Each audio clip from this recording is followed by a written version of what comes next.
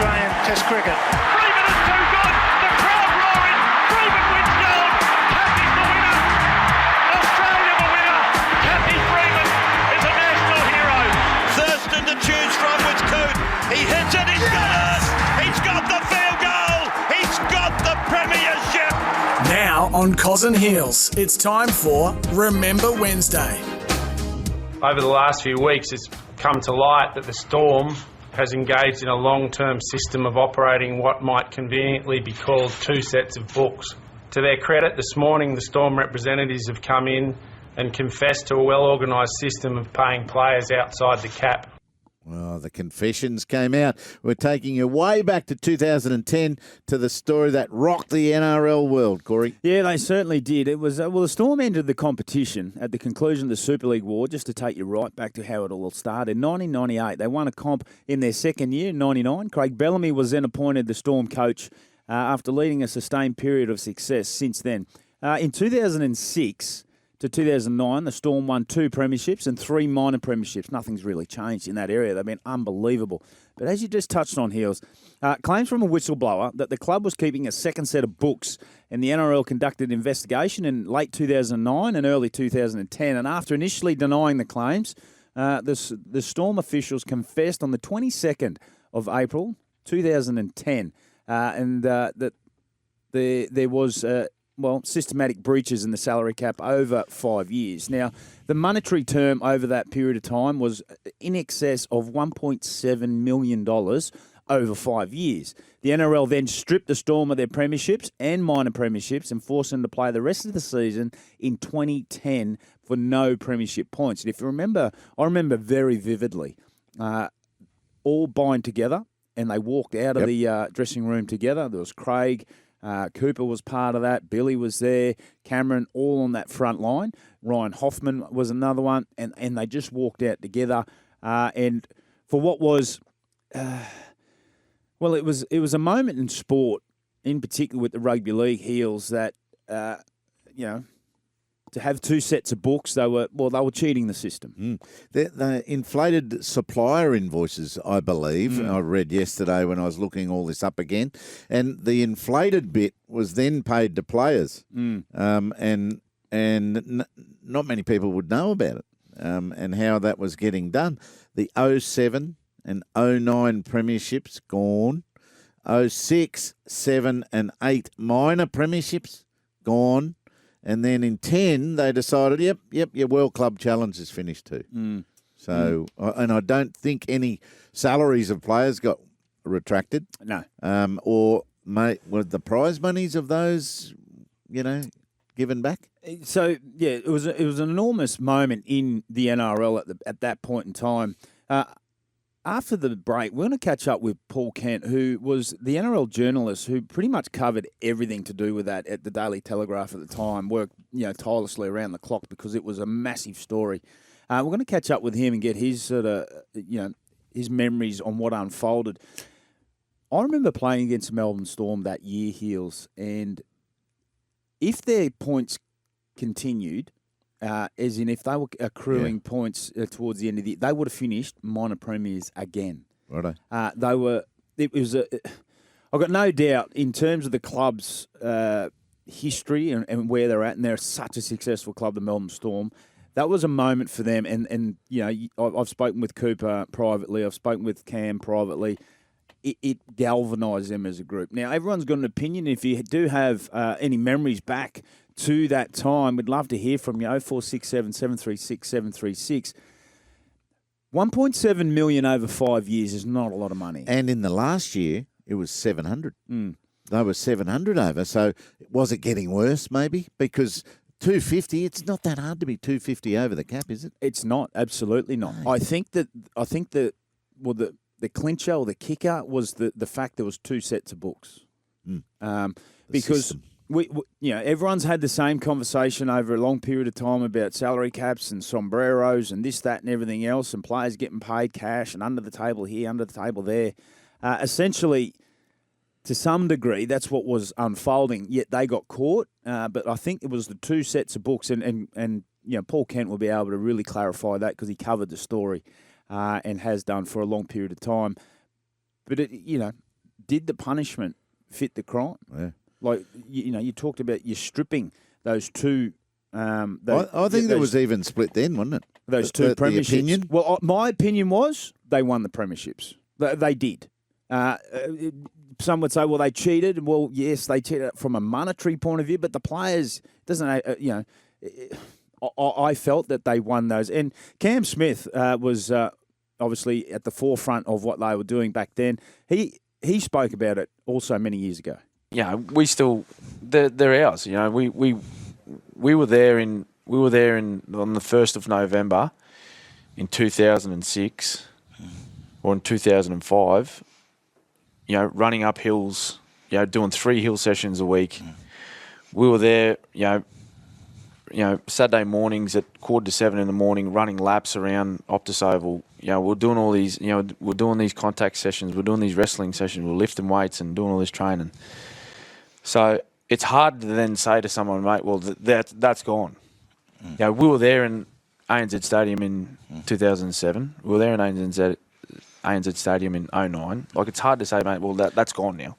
We still have the memories. Still got the memory. We've all got the rings. And people, I get it. People will say, mate, how can you think like that? But that's just the way it is. That's just the way it is. That's from the skipper, Cameron Smith. At the time, we beat them in 2006. It was the Broncos. That was nearly 20 years ago, Heels. Joining us on the line is former Daily Telegraph journalist Paul Kent, who covered pretty much every inch of that story. Good morning, mate. Good morning, Cos. How you going? Yeah, really good, mate. Cast your mind all the way back. I mean, it was an enormous story that unfolded. You're at the forefront of that. What's your memories? Oh, look, it started, I think it was a Wednesday. The rumours were going around that something up was like a big story was about to break, and nobody quite knew what was happening. But what started to sort of, all the pieces started to come together. Melbourne, I remember, about $26 to win the wooden spoon, and a couple of people came in and bet pretty heavy on Melbourne winning the wooden spoon, and the bookies suspended betting. So everybody started to go, well, something's going on here. At the time, people thought it was probably a betting scandal, that something might have happened there, which is why the bookmakers would have suspended all the betting and all the rest of it. But then over time, it got out that there was a salary cap issue. No one knew how serious it was, but it happened that quickly. I remember I was actually in Melbourne that day myself, and I flew home, with a couple of people saying, mate, have you heard anything? Because something's going up here with Melbourne. The bookies have been suspending betting. The people have been back in the win spoon. By the time I landed and turned my phone back on, it just went off like a firecracker, and everybody was like, okay. And by that stage, it was out.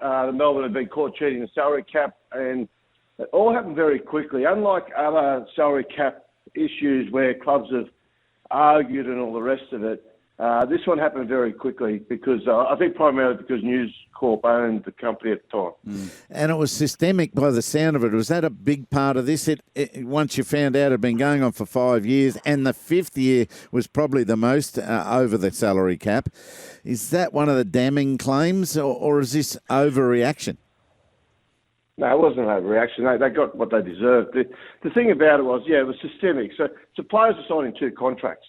Okay, so Greg Inglis, for example, in one contract he had the boat, but that was not the contract that was provided to the NRL. The NRL contract didn't have a boat in it, and obviously we all know the boat was found in his garage. Cameron Smith signed 2 contracts, so different things happen. And the reason what happened was, my understanding is when it started to get out, now it went back to a fallout between a player and his manager. Okay. Now the manager does not like being mentioned as part of this and denies all culpability in any of this, so it's a little bit difficult. I don't want to name him, but essentially the story that I heard from someone high up at News Corp at the time, who was part of it all, was that they'd had a fallout. It was irreparable, and as part of the conversations, it came out that Melbourne had given him this player 2 contracts, one for the NRL to see and keep in their books, but one of a much higher value that was in Melbourne's books, which is madness when you think about it. But anyway, so out of that, what happened was Ian Schubert flew down to Melbourne. He had a look at what's going on there. He had a look at the books. They showed him the books. Then he flew home and he said, look, I think it's okay. Those books are okay. At that point, the manager said, no, look, there's the second set of books in a side room. You need to look at those books. So he flew back down to Melbourne. He had a look at those books. And Melbourne told him that the figures in those books weren't they weren't the real figures, but they were actually working figures. That they were figures that they were probably prepared to go to, but didn't have to sign those players. So once again, they got back on the NRL, got back on the plane, went back to Sydney, and said, look, we think it's okay. Now, at that point, because News Corp owned the Melbourne Storm, they rang Melbourne and said, look, what's going on here? And Melbourne said, look, it's true, we have been cheating. This is Brian Waldron, who was the CEO at the time. He said, it is true, we have been cheating, but the NRL aren't quite sure that they've got us. So if we hold our nerve, we will probably be able to get through this. Now, at that point, News Corp said, hang on, you don't understand here. We are a registered corporation here. We're on the stock market. If we are caught fiddling the books, we could lose our licence to trade. And as far as the News Corp empire goes, Melbourne was only a very small part of that. So they said, if you have done this, you get on the plane now, you fly to Sydney, and you admit to it, and you take the punishment that's coming. And that's what happened. And that's why it happened so quickly, because all the other salary cap stuff we've seen in the past, clubs have argued over this and that, and they've had to have like a thorough audit of all that was going on before they went away and made the decision and came back. In this one, because they were owned by News, they basically said, look, you go and make the, get on the plane, get up here, confess to it, and take the punishment that's coming. And ultimately, that's what they did. And, that's been used a little bit lately, or last couple of years. I remember Cameron Smith came out and said, look, they should get those premierships back. It all happened so quickly, it got pushed through. But the fact is that it happened so quickly because of the way, how they're owned and the way it was done. That News Corp just didn't want to sit around for another 3, 4, 5 weeks while they had some prolonged the investigation into it when they knew all along that they were actually guilty of it. So it's quite simple, really. It was just explosive when it happened. Yeah, we're talking with Paul Kent, former Daily Telegraph journalist. Mate, do you think the players knew the extent of the salary cap breaches? I mean, you're saying the players knew that they signed, they signed 2 contracts. Do you think they knew the extent, the enormity of what they were doing? Oh, look, I think if you're asked to sign 2 contracts and one's got a boat in it and one hasn't, I think you tend to know that you probably cheat the cap, don't you? I know the players like to try and look. As part of the I don't want to say the investigation into this, but part of the deal in all this was that the NRL, instead of actually punishing the players individually, which they had the right to do and which they did consider doing, the NRL took the view that the players had suffered enough by losing their premierships, so they wouldn't go after the players individually. Now, it wasn't every player. The players I feel sorry for are the players that didn't sign duplicate deals, contracts, and who lost the premierships anyway, because there was only a handful of players, and it was the big-name players. Cooper Cronk didn't sign a contract with different amounts on it. He wasn't part of it, but others were, and so he lost 2 premierships out of it, and a lot of other good players at that club, and real tradesmen players, they lost their premierships out of it, and through no fault of their own, through the actions of their teammates. So I feel sorry for those guys. Yeah, and then 6 or 7 of them had to be let go the next year so they could come back in line. What about the board, Paul? Were there any reports that the board, were mentioning, how are we doing this? How are we keeping all these players? Well, no, well, everybody says that, but they say it all now about other clubs right now in the game. The fact is that the board was kept from the board. And Brian Waldron was the person that fell on his sword. He was the CEO. Look, you can say what you want there. I think there was more to it. The fact that Brian Waldron had been in the club for 6 months when he fell on his sword, so work that out.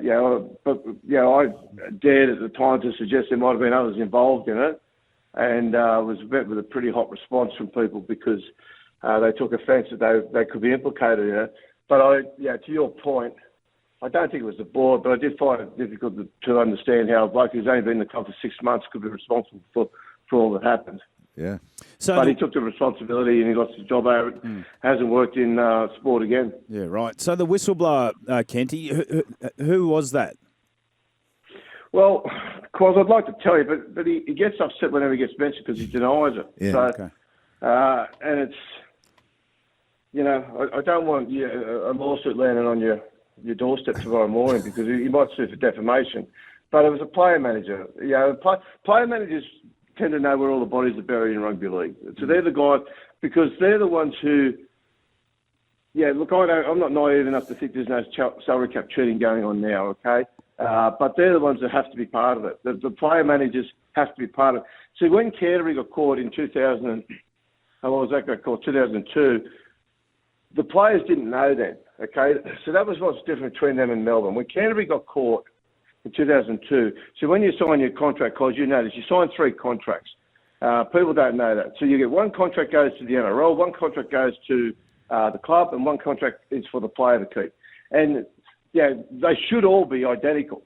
So what happens is the 3 contracts, what Canterbury did when they did it, they had the 3 contracts, but on the 3rd contract, which was the one that went to the NRL, they put that at the bottom. So the player read through his contract and assumed that all 3 were the same, as they all do, because you don't read through the 3. Assumed that they're all the same. So what they do then is they put the 3 contracts basically on top of each other to the last page, over to the last page where you sign it, and you just sign 1, then 2, then 3. And what Canterbury were doing was they were taking the bottom one and sending that to the NRL, which had the lesser amount on it. So that's how the Canterbury players literally had no idea, but the Melbourne players did. The Melbourne players that cheated did. So I don't know why they did. I think that's part of the whole club culture about them being sort of so transparent with each other and all the rest of it. And in some respects, it's probably a nice idea, but it came back to bite them, didn't it? So, so it was a funny one. Was there actual numbers, mate, that come out in regards to, I mean, you mentioned out of a squad of 30 or 25 back then, there was only sort of a handful of players. Were those players, in terms of numbers, was it 4, 5, 6, 7 players? Were they actually, was that named in the evidence? I think roughly there was about 4. Okay. But I know, Cameron, I believe, did one. Inglis did one. And Billy did one. And Cooper did not. And it seemed to be getting worse. And the 5th of those years was 700,000 over the salary cap. Yeah, that's right. And they went over the cap. They, I think they believed they were in an arms race with a few other clubs, and they were basically keeping the competition, certainly at the top of the competition, fair. So they, in some respects, they justified why they were doing it. They justified the fact that they essentially that it was even ground that they were competing on, because they believed other clubs were cheating as well. And look, it's funny because we hear stories around the game all the time, and back in the early days it was very basic how they treated the salary cap. But then when there was a couple of clubs caught, it all sort of gets reeled back in a lot. Then after a while, you hear of instances where clubs sort of put their toe back in the water again, and they just go out, and then it happens again. They found a different way to do it, but they've been caught once again. So it's an ongoing thing. There needs to be sort of really thorough. I don't think that the measures to actually investigate it are strong enough, to be fair, to try and stop it, because there are ways. The fact that you can't go into players' bank accounts or their relatives' bank accounts just shows that it can be rorted, to be honest. Yeah, mate, just if we stay sort of a little bit more local, I mean, particularly with what's going on at the moment, you've got Daly Cherry Evans in the Manly Seagulls. Has that been something you've obviously been watching very closely, but have you been surprised on how that's all unfolded? Yeah, I think we're all surprised the way that sort of all broke. Daly coming out and saying it like he did and all that. It was very unusual. And it's, look, I generally when you come out and you do something as bold as say, look, I'm leaving the club, I'm going elsewhere, you know where you're going. Yes. Now, in one respect, Daley's done the right thing, okay? He's given Manly a lot of notice to go out now and basically spend what money they were going to allocate to him to someone else and try to find themselves a playmaker. So I think Daley, in one respect, everyone's critical, a lot of people are critical of the way he's done that, but I think he's actually been good to Manly in that respect because they can go out now. He didn't wait till the end of the year and secretly do a deal with the club, and as players have done in the past, don't tell anybody, leave it to the end of the year, and we'll announce it then. He's given Manly plenty of time to go out and fill that gap in their roster. So he's done the right thing there. But Daley's an interesting sort of case study because he sits there and, on the weekend he's so critical. There's a smear campaign and all the rest of it, and he doesn't like the innuendo and he doesn't like this and that. But at the same time, he's saying he doesn't like it, he's contributing to it. If you don't like the fact that you're in the papers, you don't like some of the stuff that's been said, then don't come out and make vague allegations like a smear campaign without actually identifying who and what. Just deal with it. But he's sort of done that, so it's just contributed to this ongoing conversation around him. And this conversation, I really do think it'll keep going until somebody sticks their hand up and says we're the ones that have signed him. And at the moment, every day I'm hearing it's someone different. Yes. It's fascinating. I think what's been overlooked, I spoke to a player manager last year. He said that Cherry Evans asked Manly last year, December last year, it's only 4 months ago, for a release so he could go and join the Dolphins. He had an offer to join the Dolphins back then for this season. Now, the Dolphins said, Manly said no to him. So then the Dolphins said to him, well, mate, we will just sit tight for a little while. You're off contract at the end of 25 and we'll look at you for 26, 27. So that was sort of sitting there in the background. And I think what's happened at that point, a couple of Sydney clubs have got wind that he might be looking to leave Manly, or definitely was looking to leave Manly, and might be available. So they've come in. And I think that's the Roosters are definitely going hard after him. And I think Canterbury having a crack without trying to make it look like they're having a crack there.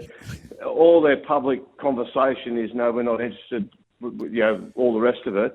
But I think behind the scenes they're having a bit of a dip at him. Yeah, Paul Kent, mate, we could talk all morning. Thanks so much for your time this morning. And there's a text come through. He said, boys, if you haven't listened to Kenny's new podcast, get around it because it's a great listen. How's that all going, mate? All very good? Yeah, it's going really well. Yeah, I'm really happy with the way it's going. So I'm getting plenty of people just tuning in to listen to some footy talks. So that's all you want these days, isn't it? Yeah, it certainly is. Thanks very much for your time this morning, Kenty. We appreciate it. Thanks, Paul. Pleasure, guys.